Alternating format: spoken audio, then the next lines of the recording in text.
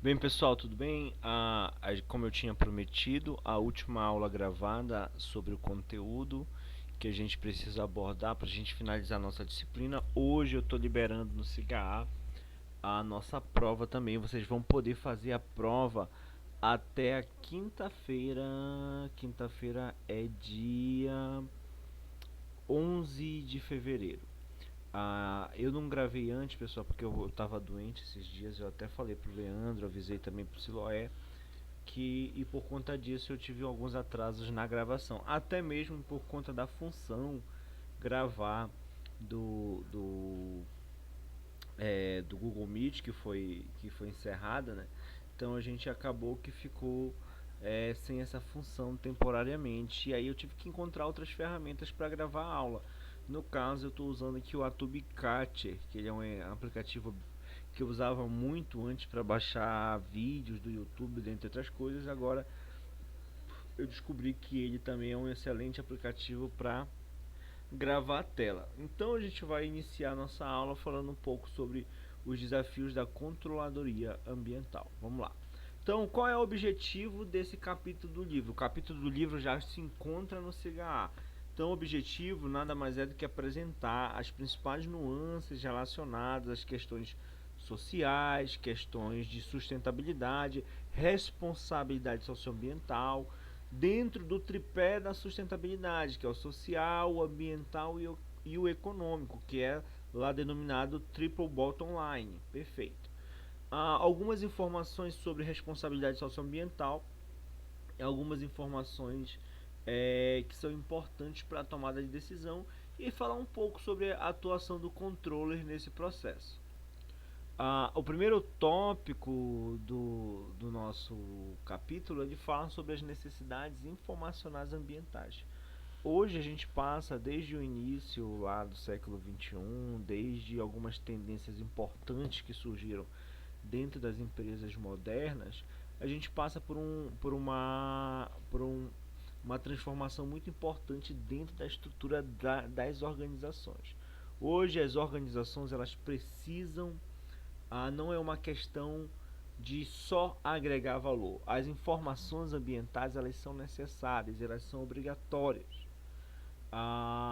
Existem marcos que estão sendo estabelecidos, existem os princípios ODS, que são lá os princípios formulados lá pelas Nações Unidas, e aí os ODS eles têm um prazo a ser cumprido, e esse prazo ele está relacionado a metas e diretrizes dentro da administração pública e também da administração privada, ou seja, das empresas comerciais. Então a responsabilidade não é pública, não é só pública, não é social. Não é só social, é a responsabilidade de todos. Todas as organizações, sejam elas da esfera pública, seja ela da esfera privada, seja ela do terceiro setor. Lembrando, pessoal, que o ODS atualmente ele tem um quadro de indicadores que ele precisa ser respondido, eles precisam ter respostas até 2030. Então a gente percebe que cada ano nós estamos mais perto dessa questão. Então, desde aqui o capítulo inicia falando que desde a revolução industrial, desde a primeira revolução industrial, que hoje nós entendemos que não foi só uma, hoje nós entendemos que nós vivemos a quarta revolução industrial. Assim como aquela aula que nós paramos para falar sobre as fases da contabilidade gerencial, nós falamos como é que era dividido as fases, como funcionava esse processo e tudo mais.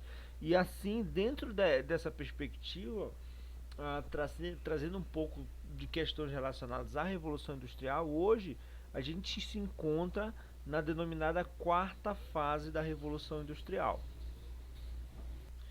Então, pessoal, esse tópico ele inicia falando justamente sobre isso, sobre a questão do desenvolvimento econômico e tecnológico, a questão da utilização de recursos naturais, a utilização de recursos naturais sem a devida sem um devido controle, né? Então a gente começa a relacionar com o papel da controladoria, com o papel do controle, Então aqui ele fala, né, que desenvolver para a sociedade produtos ou serviços de qualidade atualmente não é suficiente. E é justamente isso. Hoje a gente não fala só sobre a responsabilidade que você tem com o cliente de oferecer um produto e um serviço de qualidade. Hoje a gente fala sobre esse triple bottom line, sobre esse tripé da sustentabilidade. Como é que está a empresa a qual você trabalha? Como é que essa empresa ela tem um produto bom, mas ela contrata, ela tem um processo de contratação para abranger questões sociais, ela tem alguma linha, algum método que abranja questões ambientais, e isso fica muito mais evidente com a figura do balanço social, né? Alguns de vocês estão fazendo TCC aí, estão falando ou vão falar sobre ferramentas como o relato integrado, que é uma ferramenta também de evidenciação de características ambientais, sociais e econômicas. E aí muitos falam também sobre o balanço social. O balanço social, que é um demonstrativo, que ele vai pegar os dados sociais, ambientais, econômicos e vai fazer uma relação, vai fazer essa demonstração. O balanço social ele funciona muito bem junto com a DVA, que é a demonstração do valor adicionado, que é aquela demonstração que vai mostrar como foi a distribuição de riqueza, como é que o lucro da tua empresa foi dividido entre os sócios, entre os trabalhadores, entre o governo, entre os demais stakeholders, enfim, todos aqueles que têm e quanto ficou efetivamente com os sócios.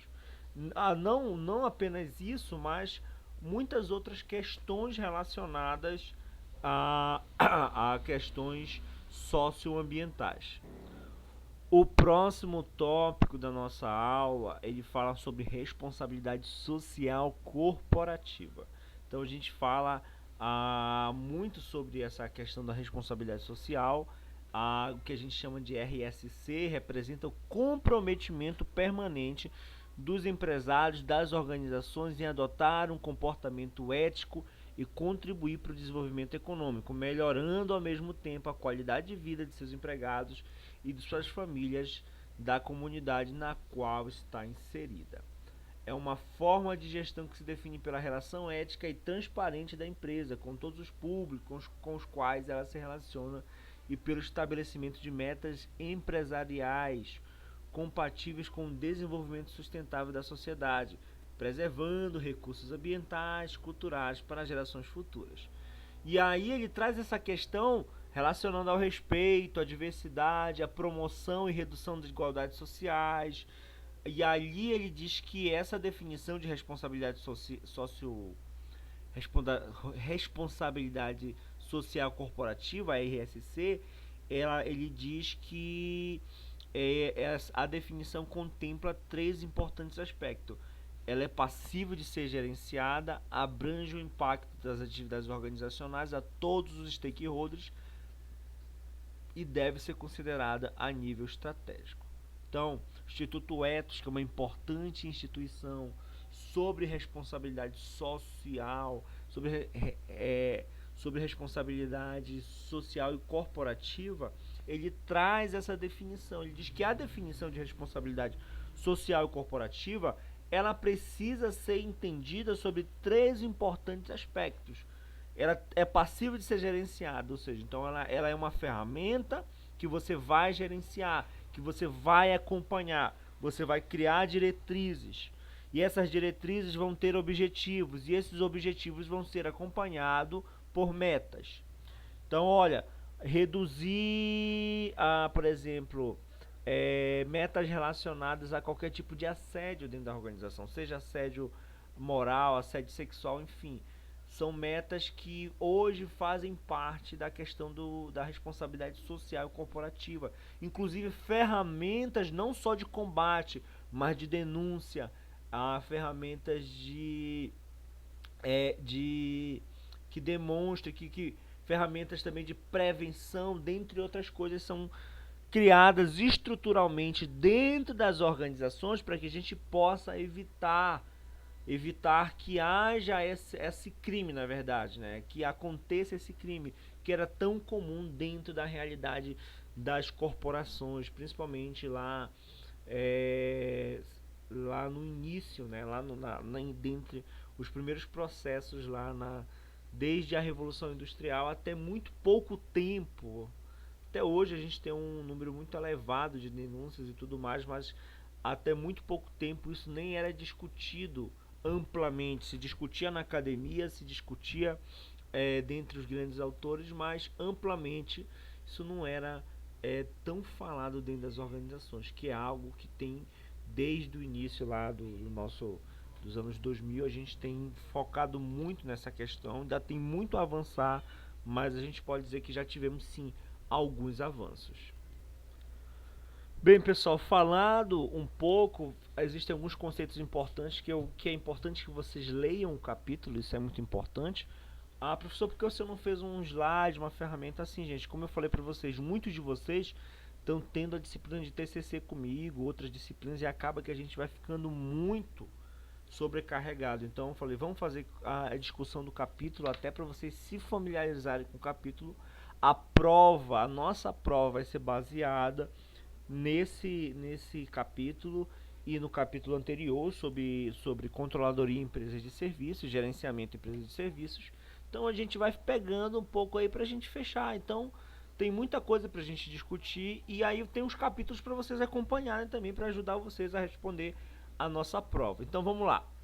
A gente vem lá no Triple Bottom Line, a gente encontra os 3 eixos principais, né? Que é o people, que são as pessoas, o paid planet, que é o planeta, e o profit, que é o lucro. Então, dentro dessa estrutura, nós temos o people como representante da questão social, profit como representante da questão econômica e o planet como representante da questão ambiental. Então, people, planet, people, profit, que é justamente o tripé da sustentabilidade que a gente conhece. Pessoal, hoje a gente tem um tripé muito chega a dizer até que saiu um pouco dessa questão de tripé. Hoje se falam de questões modernas, se colocam a governança, se colocam transparência, dentre outras questões dentro do que a gente chama hoje de sustentabilidade. E aí a sustentabilidade ela pode ser entendida hoje é, é, pela lente, pela ótica de algumas outras ciências. Então acaba que essa questão vai variando um pouco, vai trazendo um pouco vamos dizer assim, de novas perspectivas, mas aí sempre a gente, sempre não, vamos dizer assim, que a gente tem como base esse tripé, que é o ambiental, que é o social e que é o econômico. E ali entre as interseções, a gente tem o que a gente chama de interseções, né? Então, quando a gente fala, por exemplo, a questão quando a gente tem uma interseção entre planeta e pessoas, que é uma interseção ambiental e social, a gente tem o que a gente chama de suportável. Quando a gente tem uma interseção entre lucro e pessoas, a gente tem o que a gente chama de equitável, equitativo, buscar dividir o lucro entre as pessoas. O lucro e o ambiental a gente chama de viável, né? A questão da viabilidade. Mas para nós chamarmos de sustentável, ou para que algo seja sustentável, ele precisa estar nessa interseção entre ambiental, econômico e social. Professor, por quê? Gente, assim, você pode ter um projeto social e ambiental perfeito, mas ele precisa ser economicamente sustentável, porque como é que a gente vai manter? A gente vive numa sociedade que é baseada no capital.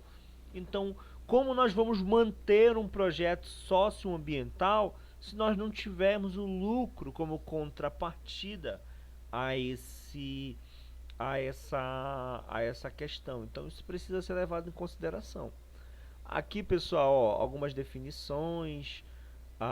sobre pessoas, o planeta e o lucro, explicando com alguns autores. É importante vocês lerem para a prova. Isso aqui é um conteúdo bem interessante. E aí a gente tem alguns modelos explicativos de responsabilidade social corporativa. A gente vai trazendo algumas citações. A gente pega lá um modelo de Quasi O'Brien, que eles trazem essa responsabilidade social e corporativa dentro dessa estrutura em formato de cruz, dividida em 4 eixos, onde a gente tem a visão moderna, a visão socioeconômica, a visão filantrópica e a visão clássica. E a gente passa da responsabilidade ampla para a responsabilidade estreita. Então, passando um pouco sobre essas questões, essa visão ela é uma contribuição do modelo bidimensional.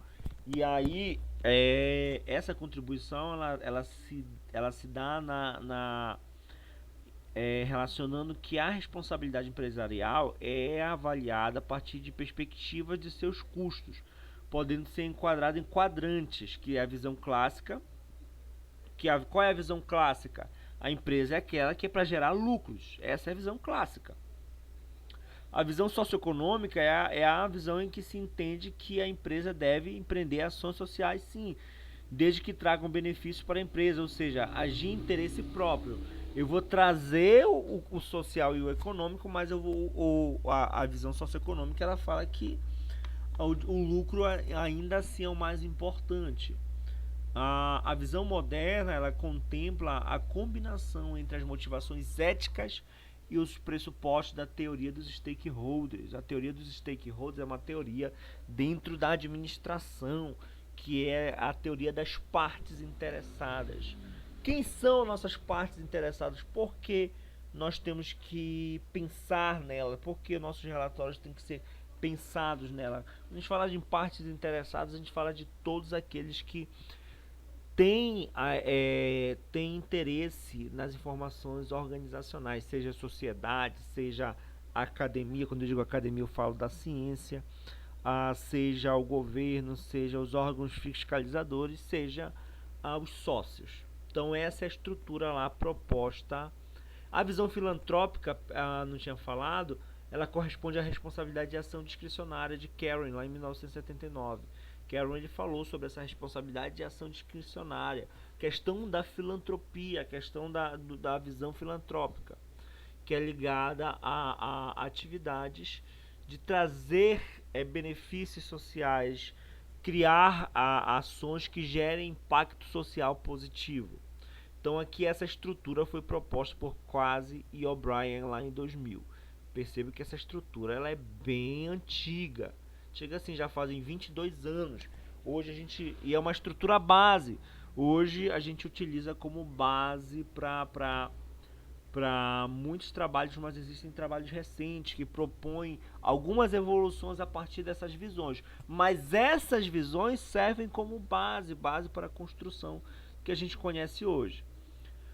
E aí, já partindo dessa questão, o modelo apresentado por Schwartz e Carroll, que se baseou no modelo de outros autores, que se baseou nesse modelo antigo, que tem relação com outros modelos. Ele traz 3 temas centrais da responsabilidade sociocorporativa: a questão econômica, a questão legal e a questão ética, em um diagrama. Então a gente, para Schwartz e Carroll, a questão é dividida em 3. Existe o ético, existe o econômico, perdão, existe o legal e existe o ético. Então existem essas interseções. Ou é puramente ético, ou puramente legal, ou puramente econômico, que é as interseções: econômico, ético legal, enfim. Professor, por que a gente aborda o econômico? Eu sei porque aborda, porque o econômico tem a ver com lucro. O legal tem a ver com legislação. Se eu não cumprir, eu vou estar fazendo uma coisa ilegal. Então eu preciso cumprir. Mas e a questão ética? Por que a questão ética entra? É aí que entra esses relatórios não obrigatórios, gente. Relatórios de sustentabilidade, relatório do o balanço social, o relato integrado, que são demonstrações que, apesar de não serem obrigatórias ainda aqui no Brasil, a, elas já têm até recomendação do Conselho Federal de Contabilidade como fazer um relato integrado. Então, não é obrigatório, mas é a questão ética. Aí que entra a questão ética. Não é porque não tem uma legislação me obrigando a fazer tal coisa que eu não posso fazer, porque eu tenho uma responsabilidade ética com a sociedade. A empresa ocupa um grande espaço dentro da sociedade, então é um espaço que muitas vezes é público, é cedido espaço público para as organizações. Que quando uma empresa abre um tipo de negócio, a gente está cedendo espaço público, mesmo que o prédio seja dele, mesmo que tudo mais, mas ele acaba que ele vai mover, ele vai movimentar questões públicas e sociais. E aí que se pensa assim, poxa, a responsabilidade ética dentro dessa questão. Até quando a gente vai permitir isso? Então, muitas empresas a anteriormente à responsabilidade, ela já leva em consideração essa questão ética e a questão muito importante. Vamos lá, pessoal. Então aqui, esse quadro 16.2, ele traz um pouco da estrutura lá que o Instituto Ethos, que é esse instituto que eu falei para vocês, então ele diz assim, olha, de modo a propiciar às organizações instrumentos de diagnóstico, de gerenciamento e aspectos de responsabilidade social, o Instituto Ethos apresenta um modelo organizado em 7 temas classificados segundo os stakeholders de qualquer organização. Então assim, ó, se um dia você tiver dentro desse papel de uma organização para realizar essa questão socioambiental, social corporativa. O Instituto Ethos, que é esse instituto que tem essa característica bem voltada à questão da responsabilidade social e corporativa, ele elaborou um modelo classificado conforme a teoria dos stakeholders. Esse modelo é interessante a gente falar que ele é relacionado a questões, ele é relacionado a empresas diversas, ele é relacionado a partir de avanços na ciência. Então vamos lá. A primeira questão é valores, transparência e governança, pontos essenciais.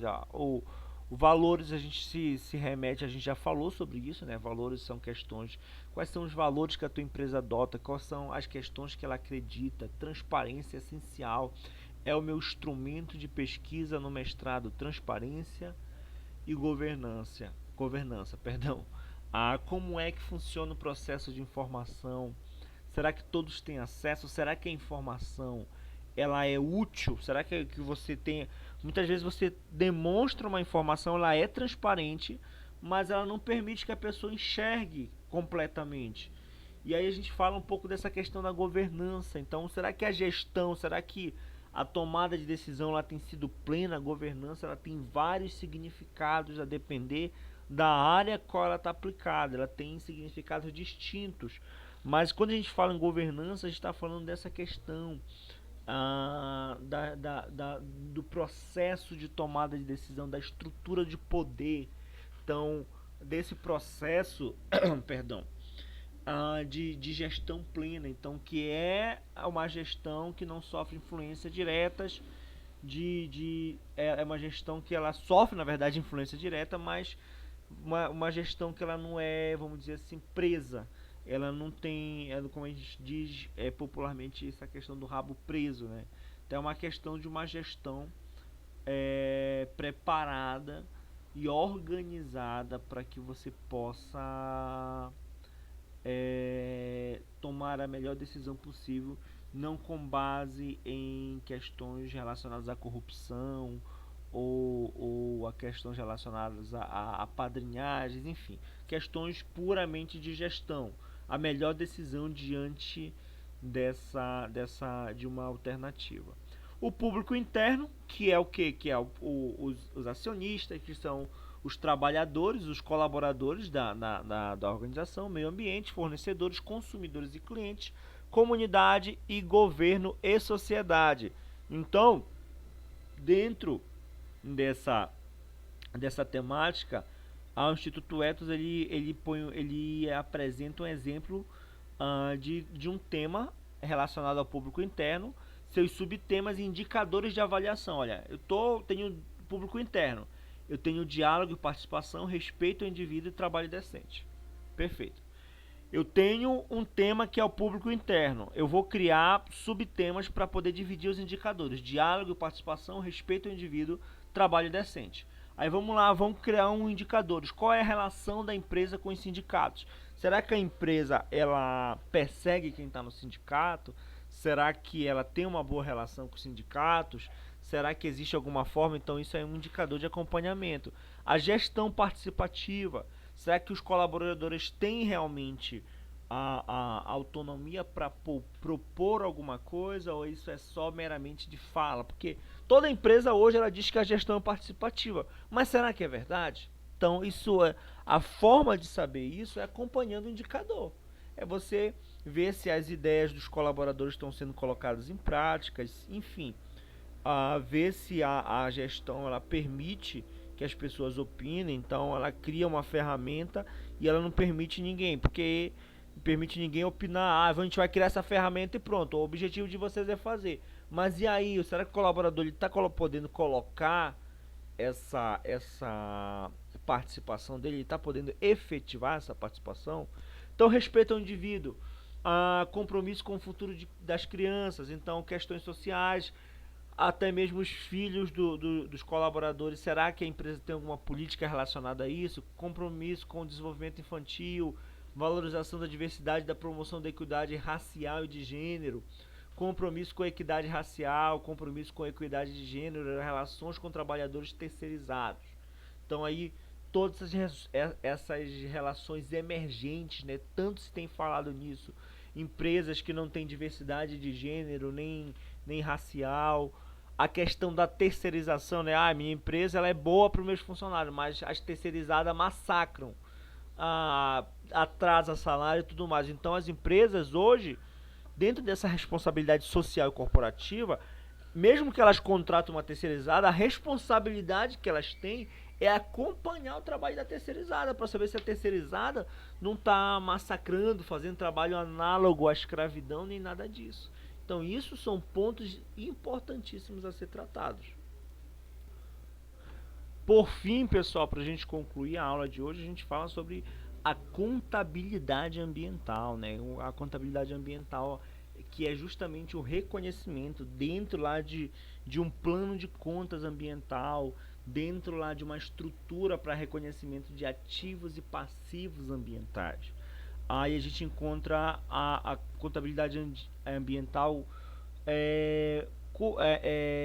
em costume de ser estruturada dentro de 3 vertentes, que apresenta aqui no quadro. A primeira vertente ela avalia a relevância da informação para a performance ambiental corporativa.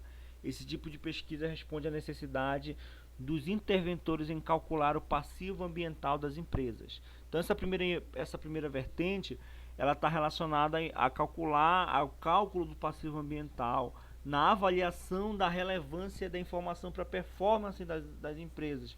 Então, relações com o maquinário antigo, o consumo excessivo de energia, carros que não passaram por manutenções, que estão emitindo muito mais fumaça do que o comum, entre outras coisas relacionadas. Dentro da vertente 2, ela já está examinando os fatores que impactam a decisão gerencial em divulgar informações sobre o passivo ambiental. Então, ela não está estudando só o plano de contas, ela está estudando o que leva as organizações gerencialmente a tomar decisão, o que eu vou divulgar e o que eu não vou divulgar, informações importantes, a questão que a gente teve recentemente daqueles desastres lá em Minas Gerais, de barragens, desastre em outras regiões também. Então essa é uma informação que ela devia estar sendo evidenciada, esses passivos ambientais, esses grandes tanques reservatórios com minério, entre outras coisas. Isso é um passivo ambiental e ele precisa ser levado em consideração na tomada de decisão, na questão gerencial, impactos relacionados a ele. E a terceira vertente identifica que há uma relação entre a evidenciação de informações ambientais e a performance ambiental.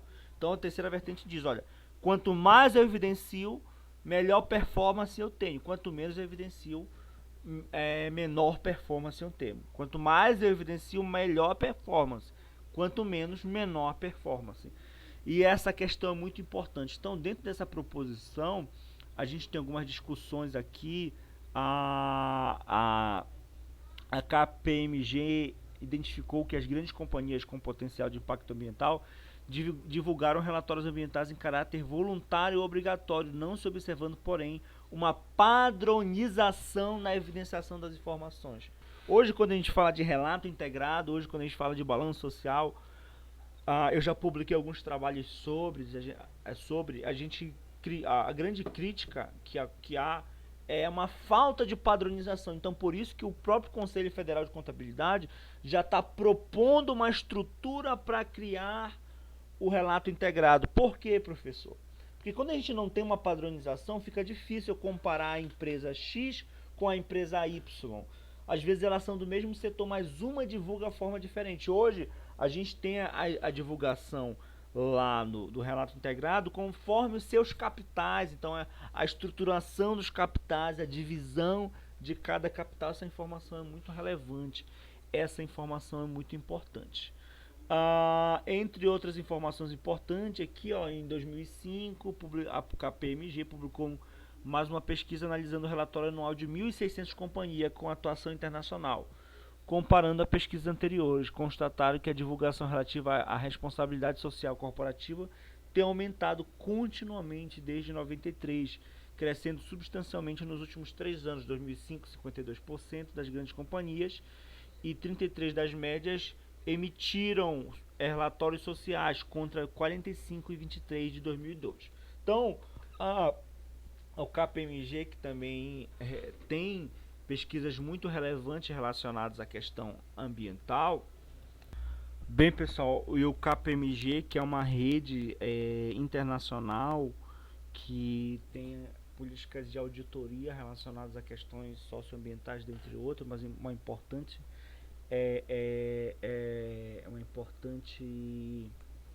uma importante instituição nesse sentido. Ela apresenta esses dados relevantes acerca do disclosure ambiental, acerca das questões de divulgação.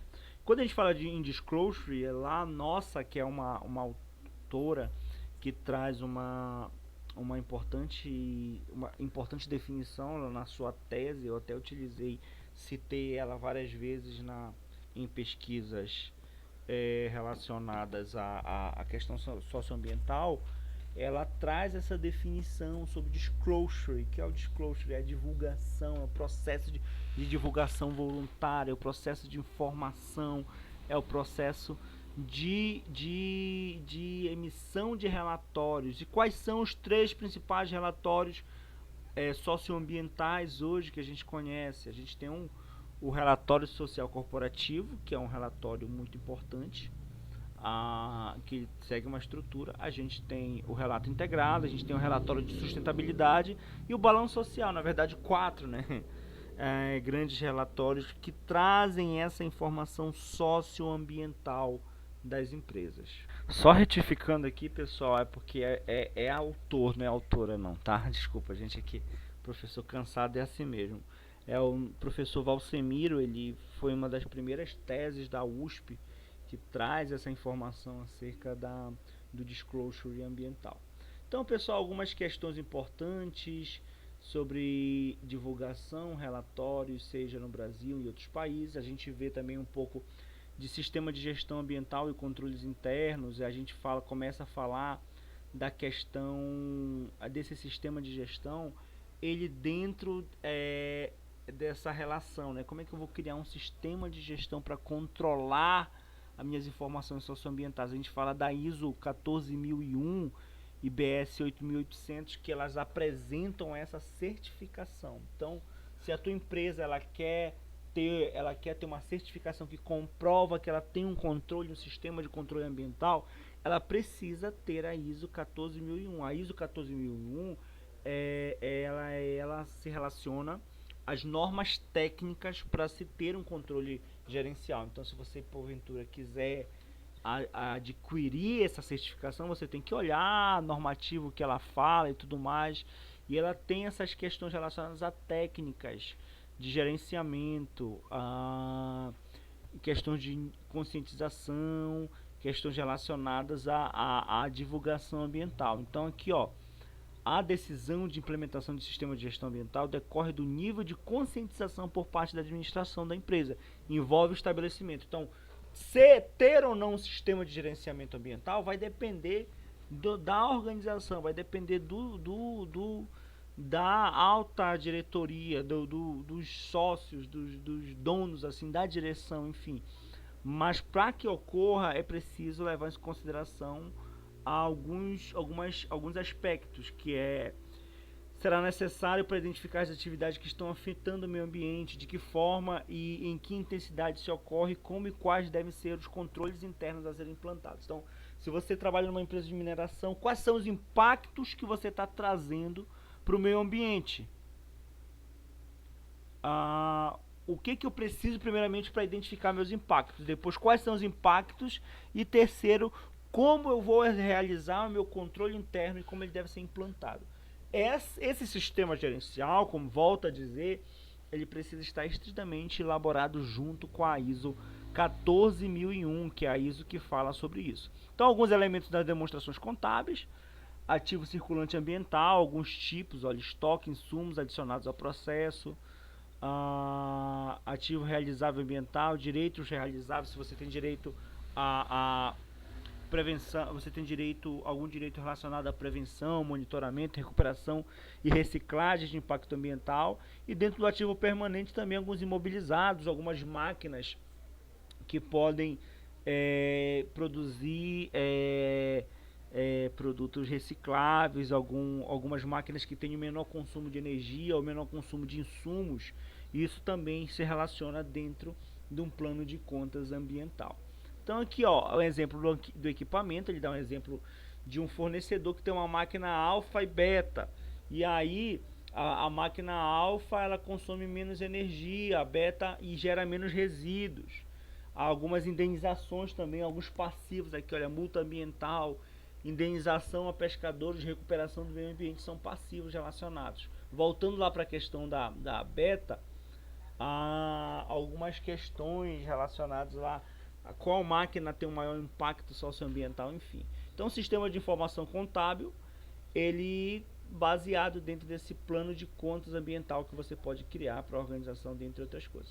Pessoal, a divulgação de informação socioambiental no Brasil, ela ainda é de natureza voluntária. Ainda, esse livro é de 2010, mas ainda é de natureza voluntária.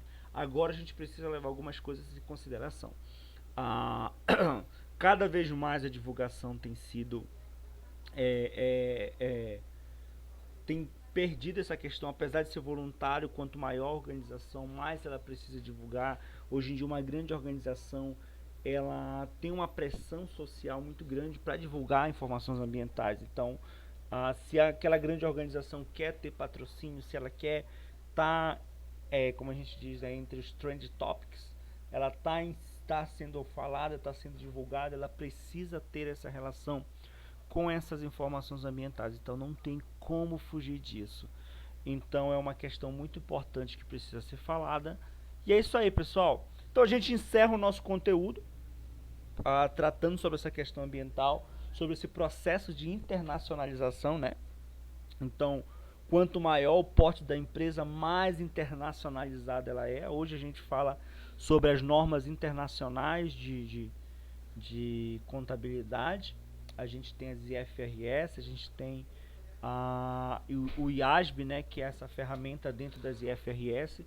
Nos Estados Unidos, por exemplo, a gente não usa as normas internacionais, eles têm um modelo que é o FASB, mas eles têm muito em comum, e alguns países também. Então a ideia, principalmente de questões ambientais, é que as grandes organizações façam relatórios internacionais, baseados nas normas internacionais de contabilidade, aderindo a outras questões para trazer essa imagem da empresa. Hoje em dia você não pode ter uma Petrobras da vida sem divulgar informações socioambientais. Seja um relatório de sustentabilidade, seja um relato integrado, seja um balanço social, muitas vezes a elaboração de todos, para que se tenha uma estrutura mínima de divulgação.